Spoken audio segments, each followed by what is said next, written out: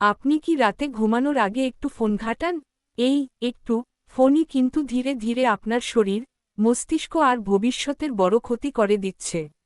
এই ভিডিওটা শেষ পর্যন্ত না দেখলে আপনি বুঝতেই পারবেন না ক্ষতিটা কতটা ভয়ঙ্কর। এক ঘুমের মারাত্মক ক্ষতি। রাতে ফোনের নীল আলো মস্তিষ্ককে বলে এখনও দিন। ফলে ঘুম আসে দেরিতে, ঘুমের মান নষ্ট হয়। আর সকালে উঠেই শরীর ক্লান্ত লাগে। চোখের সমস্যা বাড়ে। দীর্ঘ সময় ফোন দেখলে চোখ জ্বালা, চোখ শুকিয়ে যাওয়া, ঝাপসা দেখা শুরু হয়। এতে ভবিষ্যতে চোখের পাওয়ারও বেড়ে যেতে পারে। মস্তিষ্কের উপর চাপ। রাত জেগে রিলস, ভিডিও বা গেম খেললে মস্তিষ্ক বিশ্রাম পায় না। এর ফল হয় মনোযোগ কমে যাওয়া, ভুলে যাওয়া, মাথা ভার লাগা। মানসিক সমস্যা বাড়ে। রাতে বেশি ফোন ব্যবহার করলে স্ট্রেস, উদ্বেগ আর অকারণে মন খারাপ হওয়ার প্রবণতা বাড়ে। অনেক সময় ডিপ্রেশনও দেখা দিতে পারে। ওজন ও হরমোনের সমস্যা। ঘুম কম হলে শরীরের হরমোনের ভারসাম্য নষ্ট হয়।